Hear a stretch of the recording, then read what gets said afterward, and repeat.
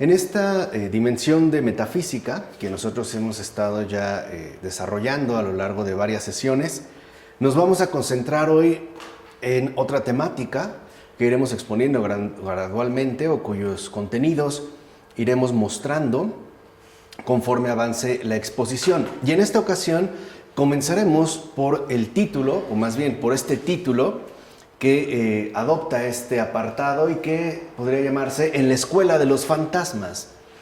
Ya de aquí hay como una indicación fundamental a una situación que hoy en día está imperando, que de hecho está ya como muy arraigada, como muy presente y que en todo caso pues no puede pasar desapercibida. De hecho, si comenzamos ya en la estela de la Escuela de los Fantasmas, podríamos decir que cualquiera puede leer en el Catecismo que por su muerte y resurrección, Cristo ha matado la muerte. Ya hay una afirmación clara, contundente y radical. Cristo ha matado la muerte. Ahora bien, el mundo se las ha ingeniado para hacer lo mismo. Ha matado la muerte, pero no mediante una resurrección, sino mediante una reduplicación de la misma muerte, lo cual conduce a que en todo caso se termine desposeyendo con ello a cada uno de nosotros de su propia muerte. Esto lo podríamos ver de una mejor manera si decimos que Cristo ha hecho de nosotros resucitados ya en esperanza. El mundo, por la desesperación, ha hecho de nosotros más bien fantasmas. Y aquí es donde aparece la reduplicación de la misma muerte. O sea, el mundo hoy en día ya parece desposeernos de la propia muerte. Pero entiéndase bien, no estamos diciendo muertos vivientes, sino fantasmas. Es decir, ni muertos ni vivos.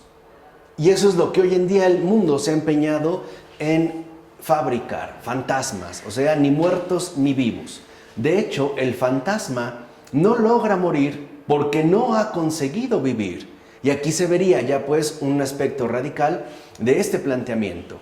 Así pues, mientras el resucitado ha descendido a los infiernos, el fantasma le ha tenido miedo a los infiernos y por eso se mantiene artificialmente suspendido en un semimundo que podríamos llamar el mundo contemporáneo. Este semimundo en el que parecen abundar ni muertos ni vivos y que al tenerle miedo al infierno ha quedado como suspendido en una especie de horizontalidad que no trasciende, es decir, que no se eleva, por ejemplo, reconociendo la gracia o la salvación, pero que tampoco se hunde, que tampoco desciende a lo profundo del abismo, por ejemplo, aceptando el pecado o la posibilidad real de condenación.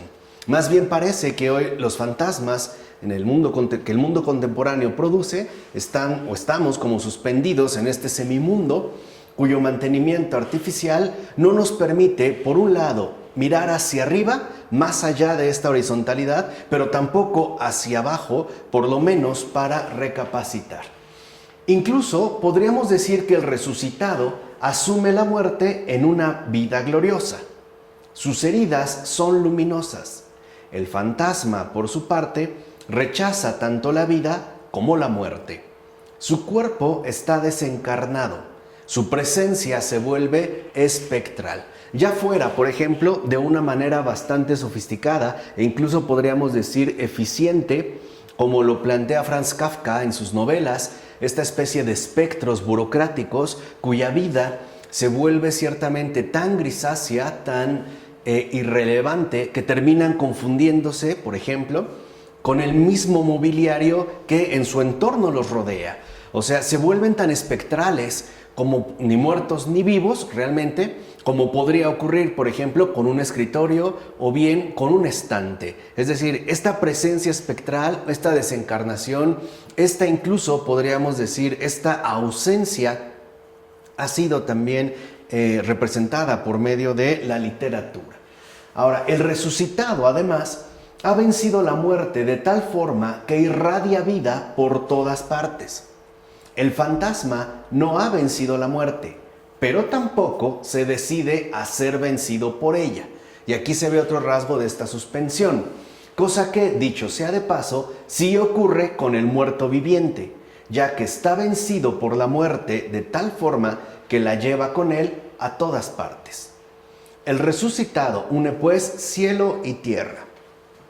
El muerto viviente hace desbordarse la tierra bajo el cielo. El fantasma tiene su propia página web, incluso su blog.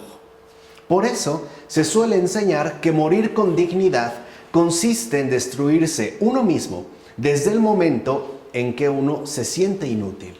Por ejemplo, en esta escuela, donde al parecer se nos enseña que si nosotros decaemos en salud o simple y sencillamente estamos en un estado físicamente deteriorado, lo mejor que podríamos hacer es acabar con nuestra vida, o sea, terminar aniquilándonos, de tal forma que entonces no generemos más molestias. Ahora, el fantasma no merece vivir, pero tampoco merece morir como un ser humano. Es preciso, por tanto, que le pongan una inyección letal como a un perro viejo e inútil, que de hecho es lo que hacen en gran medida, por ejemplo, a través de la mal llamada eutanasia. En síntesis, y eso es lo que vamos a ir exponiendo, el auge de los fantasmas prepara el terreno para el asesinato en masa. Y eso es, vuelvo a repetir, lo que ahorita iremos exponiendo a manera de lecciones puntuales, ¿no? Podríamos dar inicio pues ya con la lección número 1, que bien puede denominarse atomización del hombre. Veamos, la naturaleza, se enseña en nuestras escuelas, es solo un montón de corpúsculos indiferentes, un fondo de energías anónimas, pero claro, explotables. Pensemos hoy como en las escuelas, por ejemplo, cuando se habla de un embrión, que nosotros sabemos corresponde con la etapa inicial y formativa de un ser humano, el embrión, precisamente el propio término, parece neutralizar la referencia directa a un ser humano, es decir, a una vida humana. ¿Y a qué se reduce? A un montón de corpúsculos indiferentes. Por ejemplo, si buscamos en un libro de texto, en un libro educativo, sobre todo de la educación primaria e incluso secundaria, e incluso de bachillerato, de licenciatura, veremos que se define el embrión como un conjunto de células, lo cual representaría, ¿no?, un montón ahí de corpúsculos indiferentes que de hecho ni siquiera tendrían, o eso es lo que se afirma, vida. Por eso, por ejemplo, algunos que están a favor del aborto consideran que el eliminar un embrión no constituye para nada realizar un homicidio o llevar a cabo, por ejemplo, un asesinato programado, porque es digamos ahí, un montón de corpúsculos, ¿no?, en este caso de células indiferentes, que bueno, están en formación, pero que no necesariamente estarían, por ejemplo, vinculados ya con la vida. Uno de los argumentos ingenuos que mencionan es que no está formado el sistema nervioso central, y con ello se refieren a una vida cerebralmente activa. Es decir, su trasfondo implica que la vida se reduce a una función cerebral. Por eso no es casual que cuando una persona, por ejemplo, tiene algún daño cerebral e ingresa en un estado de coma irreversible, se considere que ya no está viva y que por lo tanto se le podría desconectar o simple y sencillamente matar. Ahora, y a esa clarividencia, es decir, a esta tontería, se le llama precisión técnica, justo porque en lugar de la belleza que nos llama y cautiva, solo ven números que podemos contar. Es decir, que tal precisión solamente proyecta un orden fabricable. Pensemos cómo se ha llegado también en esta escuela a definir la esencia del humano mediante ciertos pares de cromosomas. Y al numerarlo, es decir, al adjudicarle una notación meramente numérica, al poderlo hacer contabilizable, según la precisión técnica, sería justo a través de esta precisión que se podrían elaborar proyectos a futuro de diseño. Por ejemplo, que a lo mejor el color de ojos, ¿no?, sea tal, o el color de piel, o incluso cierta, digamos, como tendencia hacia la música, las artes, o bien las ingenierías, las matemáticas, etc. Pero es el hecho de que se considera la naturaleza, pues, un montón de corpúsculos, de átomos, de células indiferentes o energías anónimas pero explotables, lo que llevará, a final de cuentas, a proyectar un orden fabricable, es decir, un orden manipulable. Así pues, el dominio de lo físico-matemático se impone sobre toda sabiduría e introduce una muerte anterior a la muerte. Y esto es importante de mencionar. Es inútil que la bomba haga explosión, ya que el mundo está de entrada atomizado. O sea, nos vemos precisamente como un conjunto de átomos. No por nada se le conoció al siglo XX en gran medida como la era atómica. O consideramos que nosotros también somos átomos individualizados que no tienen ningún tipo de vinculación o reciprocidad con nuestro entorno. E incluso ya no solo con el entorno no humano, ambiental, sino también con nuestro entorno humano, con nuestros prójimos. Ahora, por mucho que Roxana, por ejemplo, se ponga su vestido de flores para el baile de graduación, ella no deja de ser un montón de venas y sinapsis, de secreciones y glándulas, incluso de quarks y de gluones. En todo caso, su gran historia de amor dependerá de la cuantificación química. O sea, todo es reducido a este dominio. Y en nuestro lenguaje habitual ya se suele ver la impronta que ha dejado dicho dominio. Por ejemplo, si una pareja se conoce, sale, convive un poco, no es ya extraño que digan como que tuvieron química, como que hubo química entre ellos. O sea, apelando pues a su historia de amor o su romance, a una reacción química que ciertamente podría ser cuantificada. Entonces, ¿qué es el hombre entonces? ¿Qué es lo que se nos está enseñando en las escuelas desde hace ya bastante tiempo? Pues una acumulación de átomos que funcionan de modo mecánico. Esa es la manera en la que se ha definido. ¿Qué es el hombre? Pues una acumulación de átomos que funcionan de modo mecánico y que por lo tanto puede ser ciertamente fabricable según la codificación numérica que se logre alcanzar. Ahora, ¿en qué consiste su mal? ¿O qué es lo que se considera que sería el mal de esta cosa? Pues en una avería que unos cuantos cálculos podrán reparar. Es decir, de una forma mecánica. Así como si en una bicicleta, por ejemplo, la cadena se rompe, creemos que es una avería que con unos cuantos movimientos mecánicos podremos nuevamente poner en funcionamiento. Por eso se considera ya en la actualidad que su salvación no dependerá de Dios, sino de un mecánico, o mejor aún, de un informático competente. Y esa es la tendencia que hoy se maneja. Por ejemplo, alguien que nos logre volver seres perfectos a través de injertos artificiales, por ejemplo, técnico-médicos o de tecnología avanzada aplicada en el campo de la biomédica, como se solía señalar, por ejemplo, ya hace algunos años, algunas décadas, a través de este programa televisivo llamado El Hombre Biónico, cuya salvación, digamos, de la imperfección estaría a cargo, pues, de los más avanzados implantes tecnomecánicos, e incluso hoy en día consideraríamos que la salvación dependerá del informático más competente, o sea, del desarrollo cada vez más logrado de lo que a grandes rasgos podríamos llamar inteligencia artificial. En síntesis, parecería que todo apunta al transhumanismo, es decir, a ese futuro cuya concreción apelaría a la desaparición de lo humano, o bien, en términos positivos, al auge de lo no humano. Cualquiera, o es común, que si le preguntamos en estos momentos a una persona cómo piensa que estará el mundo de aquí en 100, 200, 300 años, lo que sí podemos darnos cuenta es que lo verá básicamente mediante un desarrollo hipertecnológico o tecnológicamente muy avanzado, pero cuya presencia humana o bien ha finalmente desaparecido o se reducirá a su mínima expresión. Es decir, incluso, por ejemplo, a lo humano como un residuo, ¿no? Resistente, una especie de virus resistente que se niega a desaparecer.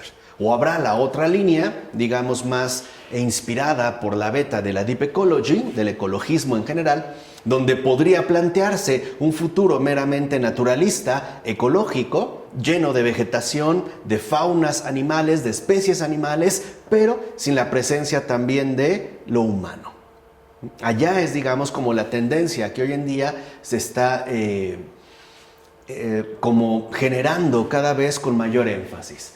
Ahora, en esto consiste el proceso de atomización que estamos describiendo, es decir, nuestra primera lección, aquel que reduce nuestra angustia a un desorden en la organización de nuestras moléculas y que no consigue más que multiplicar nuestras angustias y ansiedades.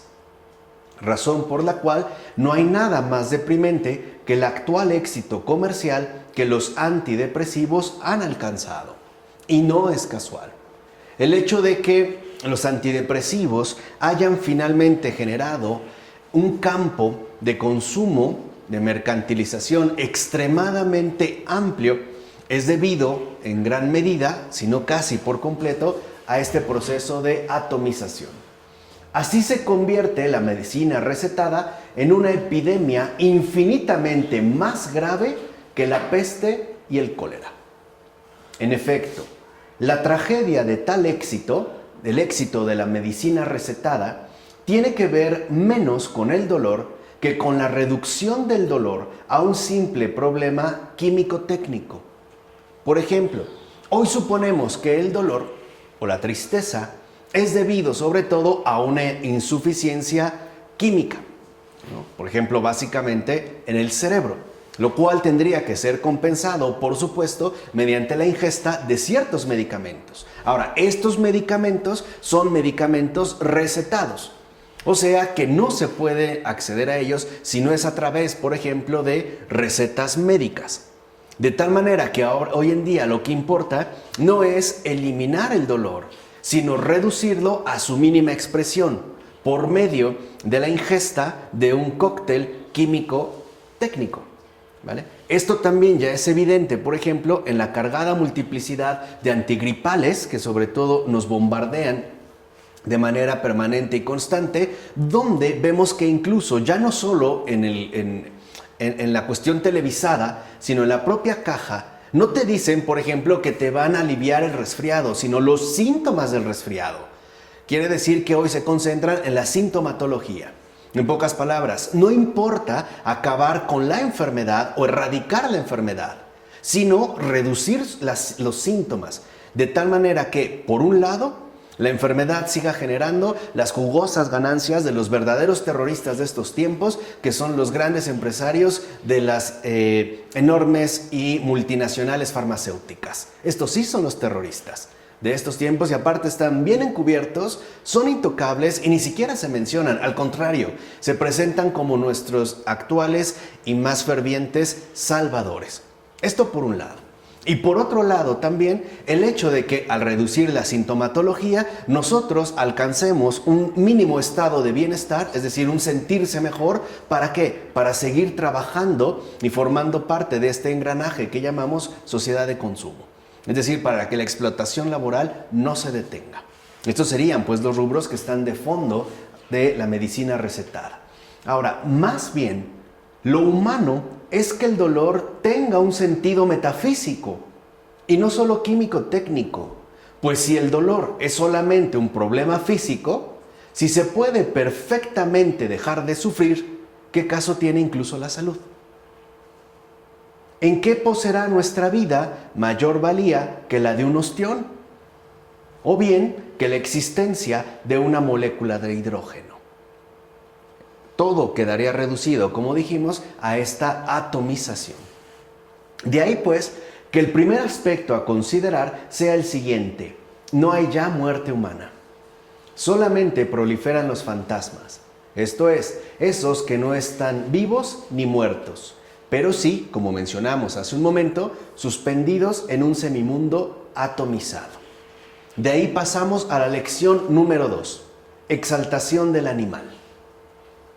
El hombre se enseña también en las escuelas, ¿no? Acuérdense que este apartado se llama en la escuela de los fantasmas, desciende del mono.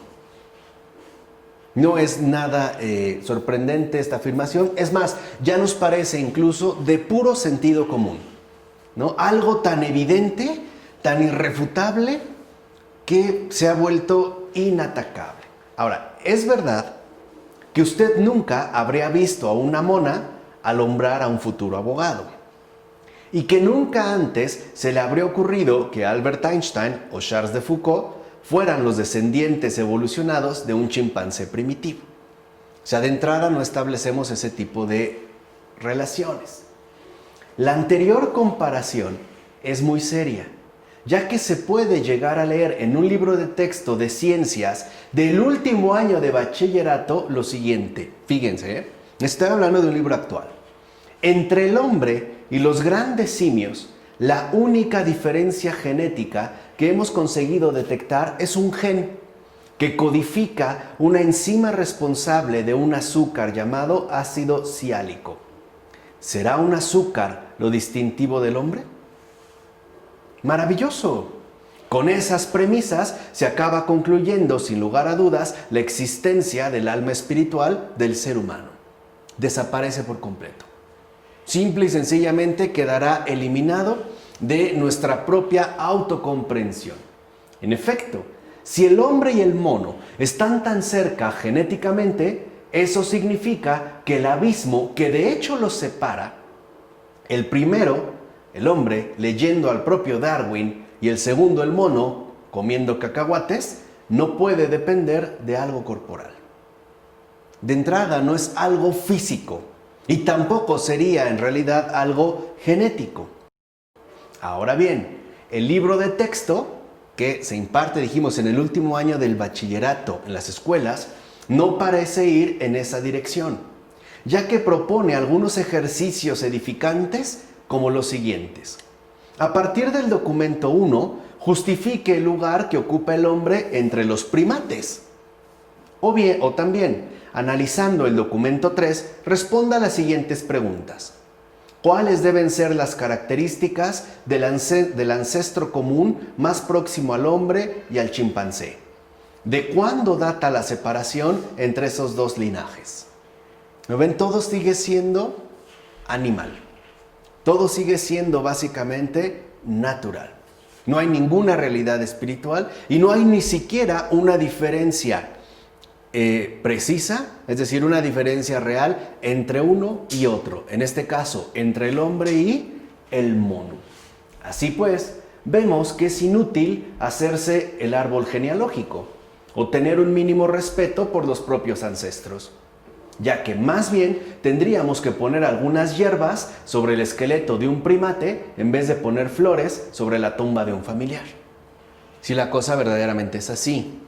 Además, el presidente de la República, sea del país que sea, debería pronunciar un generoso discurso acerca de ese modo a quien el mundo y toda la nación le deben, en última instancia, estar de pie.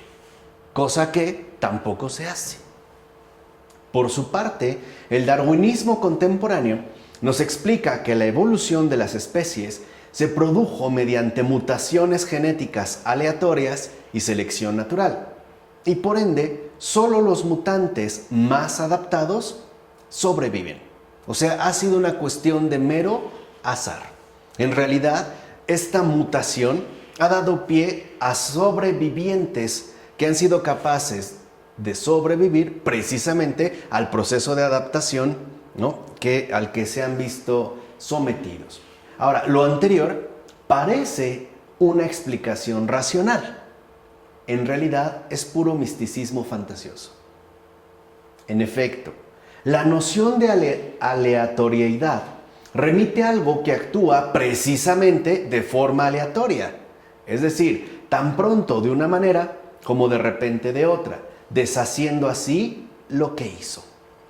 En este caso, el azar sería el gran y absoluto organizador supremo, y consecuentemente, la misma evolución sería una mera ocurrencia accidental, no un criterio definicional. O sea, no tendría que ser pues una necesidad, sino un simple accidente, una ocurrencia que se dio y que no, por ende, no sería, digamos, un criterio explicativo definitivo, ¿no? O contundente para entender lo que ha ocurrido. Simplemente sería una ocurrencia accidental y no una línea de organización estable y definitiva, como de hecho en el darwinismo se quiere establecer, ya que bien podría ser que debido a tal aleatoriedad ocurriera algo por completo distinto al proceso evolutivo, que sería en todo caso producto del mero azar.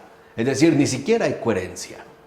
O sea, no hay realmente una aplicación seria de la inteligencia. Por eso es puro misticismo fantasioso. Y por lo que toca a la selección natural, ¿qué hay más adaptado a un universo mineral que una piedra?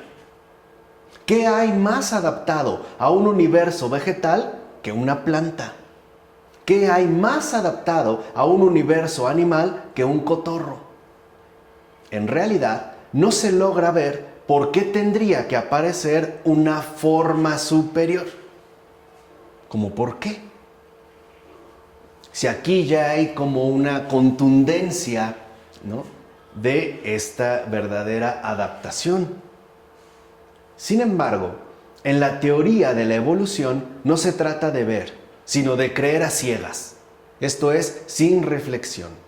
De hecho, y eso es como mi gran crítica contra la teoría de Darwin, ¿no?, la teoría de la evolución enmudece la inteligencia. Es como yo les dije hace mucho tiempo, una de las más claras invitaciones al no pensar. Literalmente, o sea, enmudece la inteligencia. Es una ofensa radical contra el logos, contra el ejercicio serio y puntual de la razón. Tan es así que en las explicaciones evolutivas pareciera que todo está clarísimo. Siempre, ¿no?, con un adelantamiento precipitado, hiperacelerado, que borraría de entrada cualquier tipo de cuestionamiento. Por ejemplo, aparece tal cosa, dijimos, de forma accidental, y después de miles de millones de años, o sea, llegamos aquí. Y de aquí a acá, y de aquí a allá. Piensen en estas nefastas, ridículas y ofensivas monografías que nos siguen pidiendo en la educación primaria, donde se habla supuestamente del origen del hombre. Y lo primero que vemos en esta imagen es una especie de forma encorvada, muy simiesca, que poco a poco, ¿no?, se va enderezando hasta alcanzar la forma del Homo erectus. Ya. No invita a reflexionar, a pensar, al ejercicio sincero de la inteligencia, sino a creer a ciegas. Es decir, la teoría de la evolución e incluso el darwinismo contemporáneo padece de inanición inteligente. De verdad, pareciera que es como una ofensa, incluso bien diseñada, contra la aplicación de la inteligencia. Así pues, se sigue predicando, según la lógica de los fantasmas, que de lo menos puede surgir lo más, que el desorden produce orden, que de lo imperfecto surge lo perfecto. En fin, que de la ameba proviene Santa Teresa de Ávila. En unas conexiones prácticamente, ¿no?, inexplicables. Digamos, no se trata de pensar, sino de no pensar, de tragársela, así como si fuera una aspirina, esperando que con ello habremos comprendido absolutamente todo y que todo nos ha quedado absolutamente claro. Incluso ya no permite, ¿no?, la aparición de un cuestionamiento. Por eso, este darwinismo fantástico no solo está en el origen del nazismo, sino también del comunismo, ya que basta reemplazar la noción de especie por la de clase para encontrar estructuras análogas de funcionamiento. De hecho, los dos grandes totalitarismos, el nazismo y el comunismo modernos, beben de esta tóxica fuente inglesa. Ahí está, digamos, su verdadera fuente de inspiración. El vínculo es evidente, fíjense. El darwinismo niega la existencia de una naturaleza humana per se, o sea, por sí misma. La especie humana es solo una instancia provisional y no definitiva dentro del gran movimiento azaroso de la evolución. De hecho, y esto es lo más delicado, se considera en el darwinismo, es decir, en esta fantasía, ¿no?, literalmente propia, auténtica, genuina de la escuela de los fantasmas, se considera que tal especie proviene de algo distinto de ella y tiende también hacia algo distinto. O sea, no hay una concreción de lo humano. Lo humano se evapora tanto hacia atrás como hacia adelante. Pensemos, por ejemplo, como si nos centramos en esta fantasía ridícula, el darwinismo contemporáneo, y preguntamos acerca del origen del hombre, terminamos hundiéndonos, ¿no?, en una animalidad que de entrada no tendría absolutamente nada que ver o no tendría pues una relación directa o un vínculo directo con lo humano. Nos perderíamos en una especie de fauna, ¿no?, en evolución que no nos dice nada del hombre. Ahora, si seguimos la línea evolutiva hacia adelante, lo que terminaremos viendo es también la desaparición, ¿no?, la evaporación de lo humano. De tal forma que se hablarán de especies evolucionadas o hiperevolucionadas, que no habría criterio realmente para hablar de una mejor evolución, puesto que todo es producto del azar, y no se ve por qué tendría que ser necesariamente esa la forma de evolución más óptima. No sé si se entiende lo que quiero decir. O sea, no hay criterio, pues, para que nosotros pudiéramos hablar si se trata de un ser más evolucionado o no, puesto que es un mero accidente, una ocurrencia azarosa que se dio, pero bien podría ser de otra manera. Insisto, hacia adelante, también si lo pensamos, habrá de todo, menos un hombre. Quiere decir que el hombre simple y sencillamente está desarraigado. No proviene, no hay un origen humano, pero tampoco hay un futuro humano. No hay una continuidad.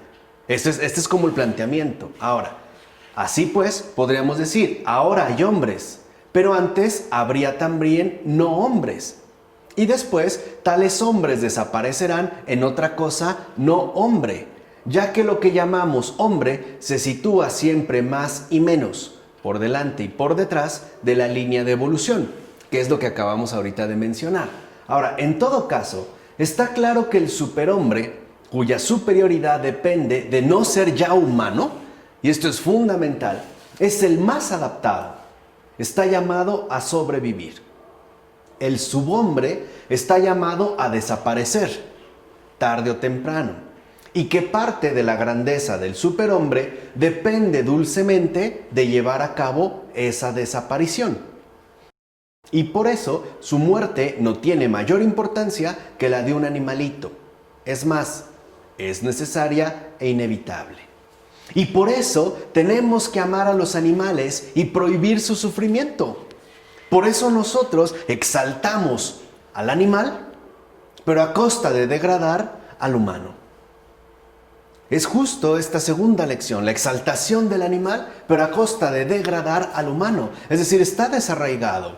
Ni siquiera ya entendemos que haya literalmente, ¿no?, una línea netamente humana, ni que haya un por delante donde lo humano se siga manteniendo. Simple y sencillamente, si es un producto azaroso que no tiene un origen y tampoco tiene un fin en tanto humano, pues entonces que mejor desaparezca lo antes posible. A final de cuentas, eso es lo que va a ocurrir.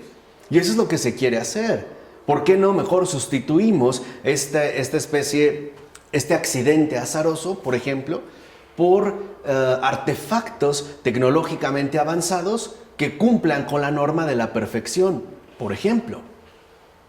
O simple y sencillamente los aniquilamos, pues de todas maneras van a desaparecer más adelante a través de los campos de concentración o bien a través de la explosión continua de bombas, ¿no?, por mencionar un ejemplo. Ahora, el único con el que podemos hacer todo tipo de experimentos y al que conviene eliminar cuando a los verdaderos superhombres les falten recursos y espacio vital es el subhombre. O sea, los animales están a resguardo.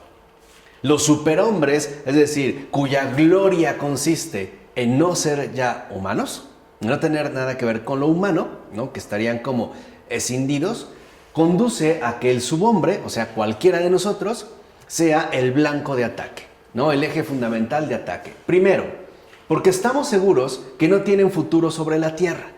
Por ejemplo, en nuestro imaginario no tenemos ideas bien arraigadas de que en un futuro no muy lejano habrá una especie de cataclismo que reducirá lo humano al mínimo y que incluso los supervivientes ya no serán precisamente humanos y que el que quede podrá decir, ¿no?, con esa especie de consigna bastante significativa, ¿soy leyenda?, como de hecho se presenta en ese texto, que bueno, no tiene nada que ver con la película que realizara o protagonizara Will Smith.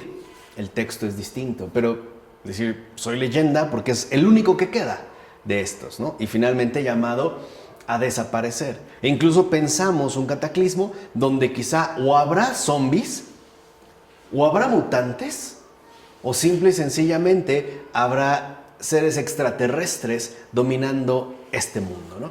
Y segundo, porque estamos convencidos que tarde o temprano tendrán que desaparecer. Así pues, lo único que haríamos es adelantar un poco su extinción total. Por eso no hay remordimientos con respecto a la cantidad de seres humanos que mueren a diario alrededor de todo el mundo.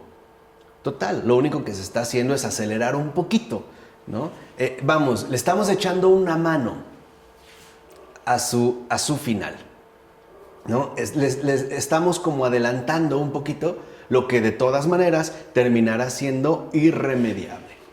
Por su parte, fíjense, las tesis nazistas proclamadas en Nuremberg declaraban lo siguiente, y cito: una distancia mayor entre las formas más bajas, llamadas también humanas, y nuestras razas superiores, que entre el hombre más inferior, llamadas también humanas, y nuestras razas superiores, que entre el hombre más inferior y el mono más elevado.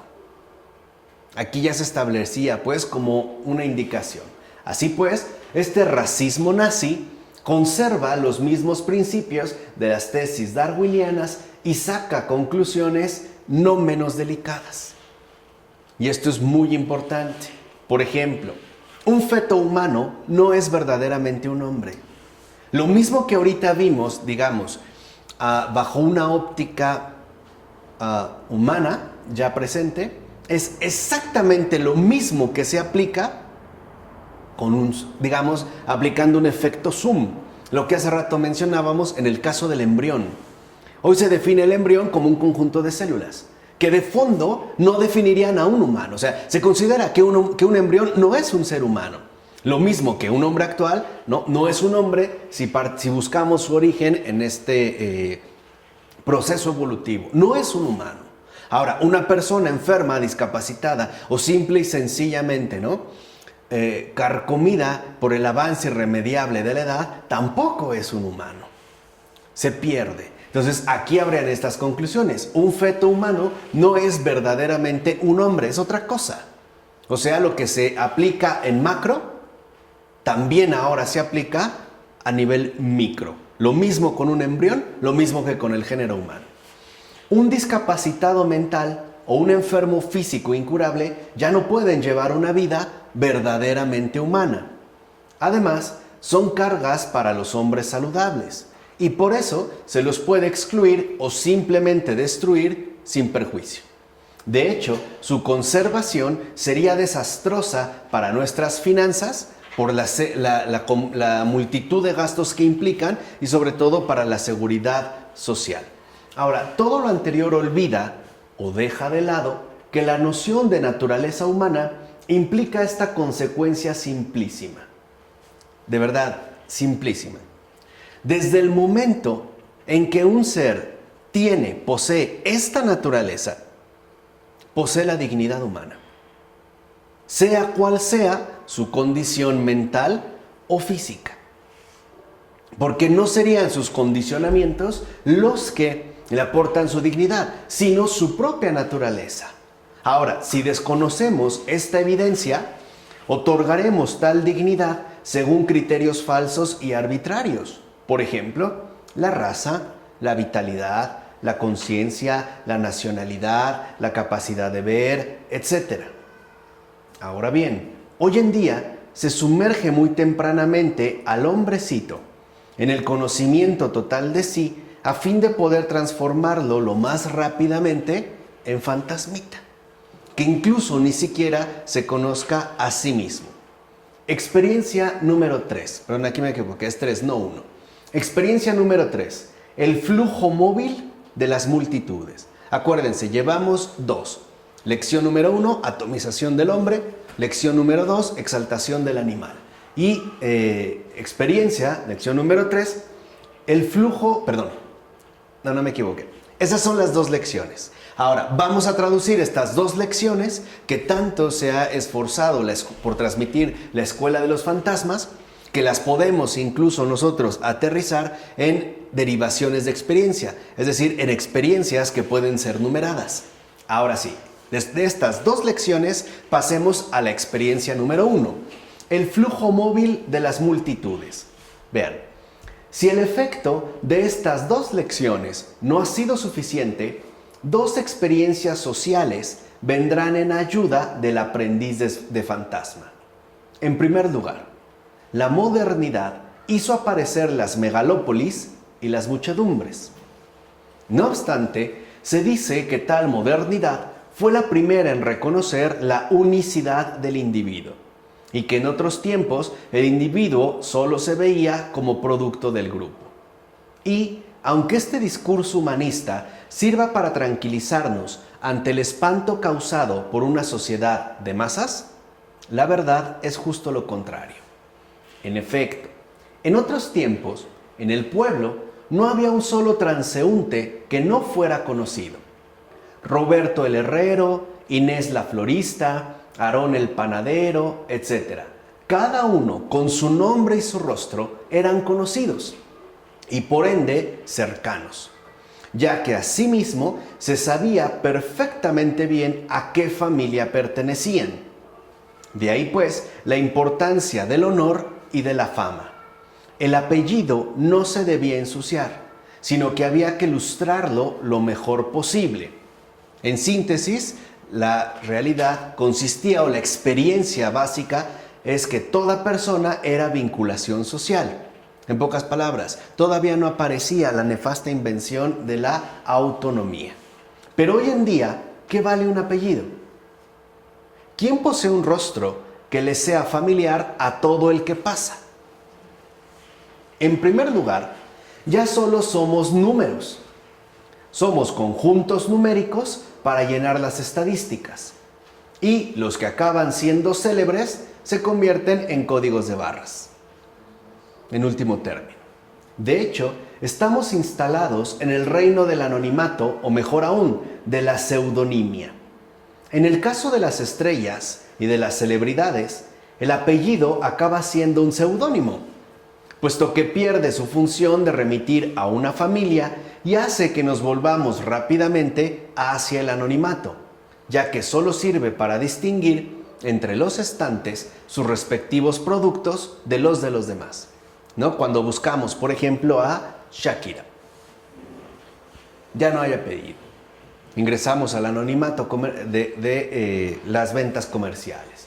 Ahora bien, tal anonimato anuncia tanto el advenimiento de la masificación como la desaparición de una muerte propia.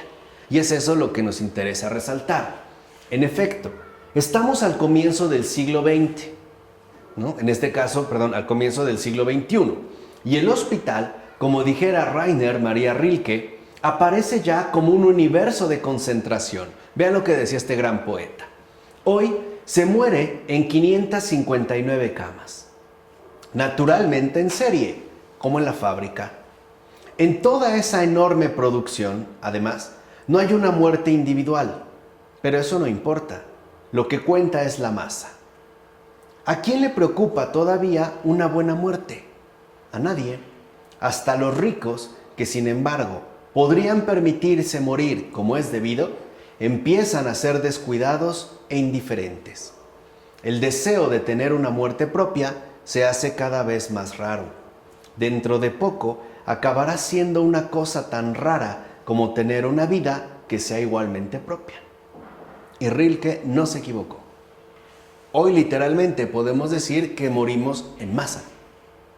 Es decir, según la cuantificación numérica que arrojan las estadísticas. Lo mismo que nacemos en masa. ¿Cuántos niños han nacido recientemente? Y además, ni siquiera tenemos ya la muerte propia, sino tampoco compartimos una vida propia. Estando tan influidos por los estándares que se imponen, ¿no?, de manera sistemática y de manera tan programática en todo el mundo. Experiencia número 2. La destrucción violenta de la muerte. Según Arthur Koestler, el mundo contemporáneo no habría comprendido aún que más allá del individuo, nos enfrentamos ahora a la finitud de la especie. Todos los hombres pueden ser destruidos con la simple presión de un botón. ¿Por qué, por ejemplo, justo en estos días nos preocupa tanto la situación tensa entre Estados Unidos, Rusia, Inglaterra, Francia e Irán? Porque intuimos que la destrucción que se podría llevar a cabo sería de niveles insospechados e inimaginables. Si nos quedamos con la imagen de la bomba atómica y realmente hemos más o menos considerado su capacidad destructiva, nos daremos cuenta que esa bomba atómica parece poca cosa con respecto a los armamentos más avanzados y más sofisticados. Ciertamente, esa posibilidad de exterminio total hace más aceptable la permisividad a la hora de destruir a un solo hombre y, sobre todo, hace aún más seductora la tentación de destruirse uno mismo en una especie de huida hacia adelante. Es decir, es esta posibilidad de exterminio total, y dicho sea de paso, real, la que hace como más permisible e incluso vuelve como más inofensivo, ¿no?, la muerte de un solo hombre, sobre todo cuando se trata de un hombre en su etapa de gestación, es decir, el hombre en estado de embrión, ¿no? Parecería poca cosa, al lado de las millones de vidas que se perderían, por ejemplo, mediante un ataque, ¿no? En este caso, militar. Y sobre todo también parece conducirnos a la tentación de destruirse uno mismo. Si el mundo va tan mal, o si el mundo parece dirigirse a ese caos, ¿no?, tan horripilante, pues mejor matarse. Por su parte, Gunther Anders subrayaba que la bomba, que de hecho puede ser cualquier central nuclear, no nos engañemos, donde haya una central nuclear, ahí hay literalmente una bomba, hace de nosotros unos desesperados porque, cito Anders, los que enarbolan la bomba como amenaza no son los únicos en convertirse en nihilistas. Los amenazados, o sea, todos nosotros en este caso, también acabamos siéndolo. Se acaban nuestras esperanzas y ¿para qué finalmente buscaríamos seguir adelante si todo parece ir tan mal? Simple y sencillamente, si ya nos están atemorizando ahora con la próxima escasez del agua, que será la causa primera de los siguientes conflictos, ¿no?, bélicos a escala planetaria, pues entonces, ¿para qué seguir adelante? ¿Para qué tener hijos? ¿Para qué hacer planes? Si simple y sencillamente todo parece irse al caño. Sin embargo, lo nuclear de la bomba no es nada si se compara con lo nuclear de la genética. Lo primero, es decir, la bomba, opera una destrucción exterior, mientras que lo segundo, la genética, los estudios de genética, comporta una destrucción interior. Y también a gran escala. En efecto, en la destrucción interior, lo que se manipula ya no es el núcleo de uranio, es el núcleo del hombre. Eso es lo que en gran medida en estos tiempos se manipula, el núcleo mismo del hombre.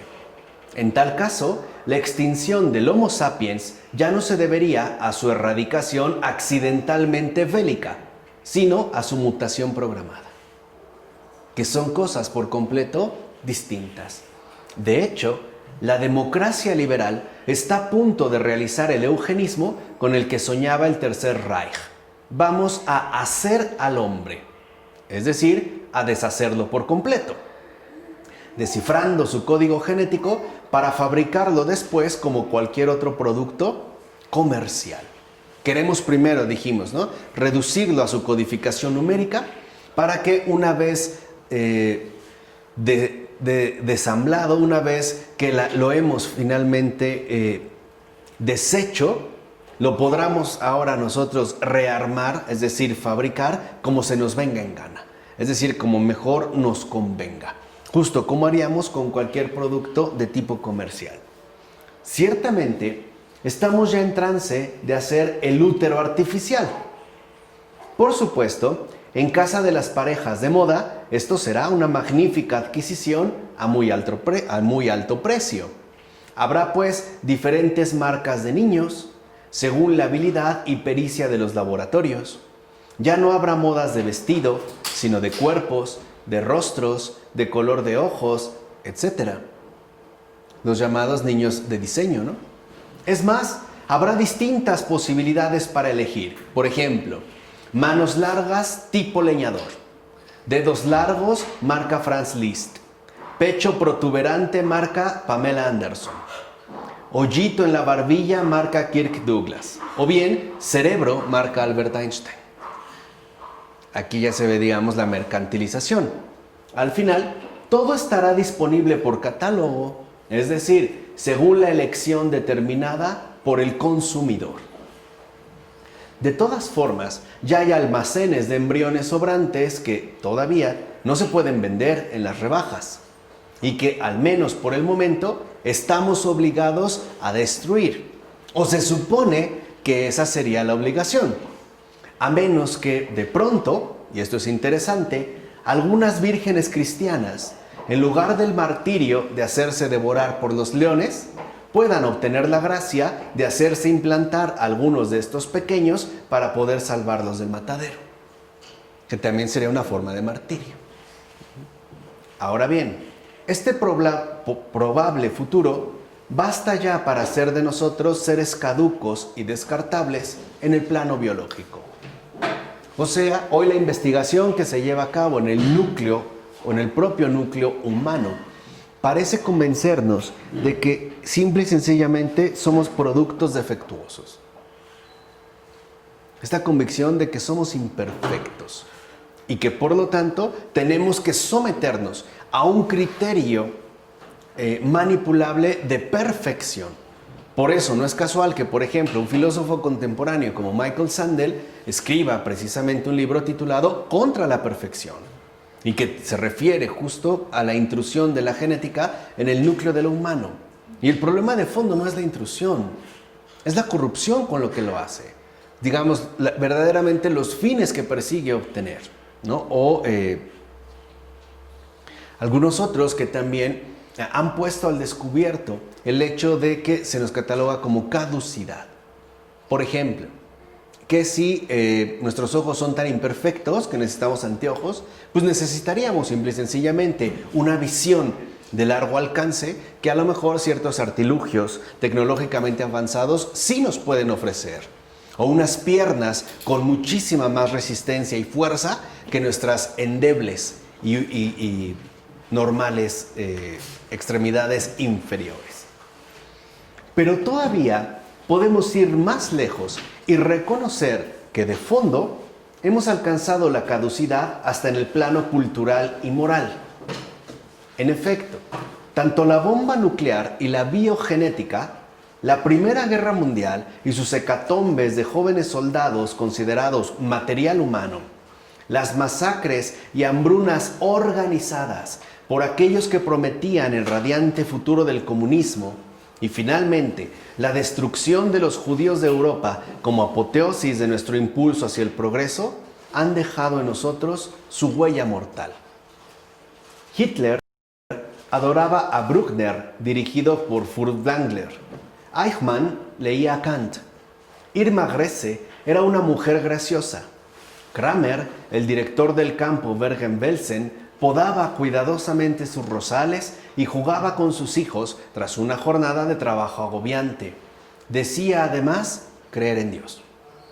¿Qué puede significar todo esto? Que si la elevadísima civilización alemana fue capaz de producir tal carnicería y barbaridad, no podemos hacer otra cosa sino dudar de toda civilización humana. Y por eso, la actual construcción europea y norteamericana de civilización no debe ilusionarnos demasiado. Quizá por eso ya no creemos en la posteridad, ya no recogemos ninguna herencia. Hemos rechazado todos los testamentos. Así pues, que traer un hijo al mundo pueda parecerle a alguien una locura, nos dice hasta qué punto se han debido ir secando en cada uno de nosotros las fuentes mismas del porvenir. Cuando alguien dice, ¿para qué vas a traer un hijo al mundo a sufrir? Lo que está mostrando son esas huellas mortales que han quedado también impregnadas en cada uno de nosotros. Después de lo mencionado, la experiencia número 2 correspondería con los campos de concentración liberados. Vean, no basta con franquear las famosas alambradas de púas. No basta con salir para en verdad haber salido de ahí. La expresión liberación de los campos, ¿no?, como se escucha, remite a una fecha precisa y al quebrantamiento de las cadenas de los supervivientes. Por ejemplo, cuando llegan ya finalmente los aliados y realizan la liberación de los campos, o por lo menos de los que pudieron, ¿no?, liberar. Pero también puede significar, y esto es importante, que los que se mueven ahora en libertad son los campos mismos. O sea, ya no están pues reducidos a una localización geográficamente precisa, sino que se han liberado. Ahora estos son los que rondan a sus anchas. Campos difusos, sueltos como fieras mecánicas, errantes por entre nuestras calles y plazas, nuestros salones y espacios residenciales. Porque uno no deja un campo de concentración como se deja, por ejemplo, un balneario. O incluso piensen en la cárcel. De hecho, puede decirse que uno ya no está dentro del campo, pero el campo de concentración, sigue estando dentro de uno. Ciertamente, no se sale de ahí como un superviviente. Se sale ante todo como un fantasma. Sin duda, no muerto, pero tampoco capaz de vivir ya como antes, ni de dar la vida. A menos que uno lleve anteojeras que obliguen a ir rodando por el profundo surco ya señalado por la naturaleza. Es verdad que dar paso al nacimiento de un hijo en nuestro tiempo fantasmal es más difícil que trasladar montañas, pues hace falta una fe mayor que todas las catástrofes y atrocidades vividas directa o indirectamente. Y hoy hay que decirlo de manera muy clara. Tener hijos en estos tiempos fantasmales es muchísimo más difícil en tanto experiencia creyente, puesto que involucra una fe superior a todas las atrocidades que nos rodean, que simple y sencillamente, por ejemplo, el celibato. Y esa es una de las cuestiones que hoy tendríamos nosotros también que reconsiderar. Si hemos insistido que, como dijera San Juan Pablo II, este es el tiempo de los laicos, hay que tomarse en serio la integridad del Estado laical. O sea, incluso la conformación de las familias. A la mayoría de nosotros, como laicos, incluso nos da miedo tener hijos, por una simple razón, por lo difícil que está la situación y por lo caro que salen. Pañales, ropa, colegios, pediatras, etc. Es decir, por un lado, lo sentimos como una carga económica, es decir, no hay confianza en la providencia, y por otro lado, como un riesgo innecesario, que a su vez se bifurca en dos ramas. Un riesgo de que este niño venga a sufrir. Y por otro lado, quizá, de que este niño venga a acabar con nuestra comodidad bien instalada. Porque un hijo siempre te exige más de lo que puedes. Siempre, o sea, rompe por completo tus esquemas. De hecho, son los hijos los que vienen a hacer añicos tu egoísmo. ¿Quieres dormir más? Ya no puedes. ¿Quieres hacer ciertas cosas? Ya no te dejan. Y aparte no te dejará nunca, ¿eh? Ya no. O sea, sabemos que es una tarea de no acabar. Y ahí también se pueden entender el por qué, pues, involucraría esta fe mayor. ¿Puedes explicar por qué se sale diferente? ¿En cuál? La primera antes, la diapositiva anterior. ¿Cuál? Lo último. Que uno ya no está dentro del campo. Sí, o sea, la experiencia real que se vivió en los campos de concentración fue atroz. Ahora, puede decirse que los que lograron salir del campo ya no están en el campo, pero el campo está dentro de ellos. O sea, la experiencia que ahí vivieron es irrenunciable. De hecho, para muchos es insuperable, al grado de que, como hemos mencionado, ya no se puede seguir viviendo de la misma manera después de esta experiencia. Es a lo mejor también los que han atravesado una experiencia de guerra. A lo mejor la guerra acabó en términos cronológicos, ¿no? Se podría señalar más o menos un inicio e incluso el fin de una guerra.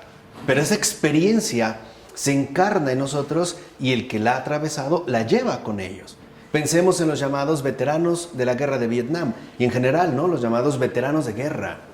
Ya no están en guerra, o sea, ya no hay una guerra, pero la guerra se sigue manteniendo en ellos, al grado de que muchos tuvieron que recurrir, por ejemplo, a prolongados y muchas veces tortuosos tratamientos psiquiátricos e incluso a la medicación permanente, es decir, de por vida. Incluso el despertarse, ¿no? Con pesadillas, alteraciones de nervios, y muchos pues también llegaron al suicidio o algún otro tipo de crimen. ¿Sí se entiende? Es algo de lo que uno no puede pues despojarse, ¿no? Aquí sigue. No, aquí. Ajá. Así pues, más que nunca, la lucidez, y esto es fundamental, como una herida abierta, hace depender ese don elemental de la esperanza teologal. Este es el tiempo de la esperanza. Pero ojo, no entendamos cuando decimos que este es el tiempo de la esperanza de una especie de postura ingenua, ¿no? Y ridículamente optimista. No, estamos diciendo que si este es el tiempo de la esperanza, es porque este es el tiempo de ejercitar verdaderamente la esperanza teologal. Una esperanza que se sobrepone, ¿no? Que sobrepasa y por mucho las catástrofes y atrocidades que son vividas directa o indirectamente. Ese es el tiempo de la esperanza. Esa es de hecho la virtud, ¿no? No me gusta llamarla así, pero como una referencia. Esa es verdaderamente la virtud teologal que hoy hace falta trabajar. De hecho, esa es la central. Muchos estamos ya tan atemorizados por los acontecimientos que simple y sencillamente creemos imposible el sobreponernos a tantas y tantas cosas. Incluso les decía, como laicos, por ejemplo, pensamos en una familia, pero eso sí, pequeña. Es más de 2 hijos ya lo pensamos como locura. Imagínense Fabrice Ayash, que tiene 7, y no sé si probablemente tenga un 8º. Para nosotros es impensable, por las condiciones que hemos mencionado. Simple y sencillamente porque esto se ve reflejado como consecuencia de una minimizada esperanza teologal. Es decir, una esperanza teologal sumamente debilitada. De hecho, el comercio carnal de dicho don no es más que un comercio de artículos de consumo. Fíjense, la opción por la maternidad estaría del lado de la pulsión consumidora y por tanto reduciría al hijo a un artículo más de consumo y satisfacción. Y a veces es como lo pensamos. Ay, cuando me gustaría tener un hijo para vestirlo de esta manera o para ponerle este nombre o simple y sencillamente, ¿no? Para que no me quede solo o sola cuando esté grande o para que una vez que trabaje me mantenga. ¿No? Hacemos ahí como un fondo de inversión y después buscamos cobrar las ganancias. De ahí que la lógica de nuestro retorcido derecho a tal opción es aquello que fundamenta el valor de un hijo única y exclusivamente en el deseo de la madre. O sea, una cuestión meramente voluntarista. Esto significa que si ella lo desea, será un ser humano y se le cuidará. Pero si no lo desea, es entonces una cosa inoportuna que debe ser destruida de la manera que sea. Y sobre todo, lo antes posible. ¿Se entiende? Ahora se coloca todo en la voluntad de la madre. En este caso, que el deseo sea la medida de lo real y no al revés. Es decir, que lo real sea la medida del deseo, pone claramente de manifiesto que nos movemos en un universo virtual donde el cliente es un supuesto rey, cierto, pero el hombre es un esclavo mercantilizado. Ante tal omnipresencia de una muerte masiva, es decir, sustentada en la lógica mercantil del clientelismo, ¿cómo no iba a llegar a ser frenética la diversión macabra de las masas. Es cierto que es muy fácil echar de menos los antiguos ritos fúnebres y el morir de épocas pasadas, pero ya no estamos en aquellas épocas. No podemos hacer como si Auschwitz, la bomba atómica y la biogenética no hubieran tenido lugar, como si no hubieran tenido lugar en aquel momento. Esto es, en nuestras memorias y en nuestras proyecciones. De hecho, nuestro siglo pasado, recuerden, siglo XX, nos hunde en tal desesperanza que las prácticas de antaño nos parecen caducas. Y eso es lo peligroso. Lo verdaderamente grave del siglo XX y que es nuestro siglo pasado, el siglo del cual hemos emergido de forma más inmediata, es que nos hunde en una profunda y terrible desesperanza. Si nosotros echamos una ojeada y hasta hemos escuchado personas que dicen que no ha habido siglo más terrible que el siglo XX, tan marcado por la bomba nuclear, por guerras, por revoluciones, por matanzas, ¿no? Por hecatombes, por desastres ecoambientales, etcétera, etcétera, etcétera, etcétera, parece que uno termina, en todo caso, horrorizado. Y aquí es donde tenemos que estar muy alertas. El siglo XX, en conjunto, apunta a desarticular la esperanza teologal. Y conste, es nuestro pasado más reciente. Es del cual, querámoslo o no, estamos en contacto directo.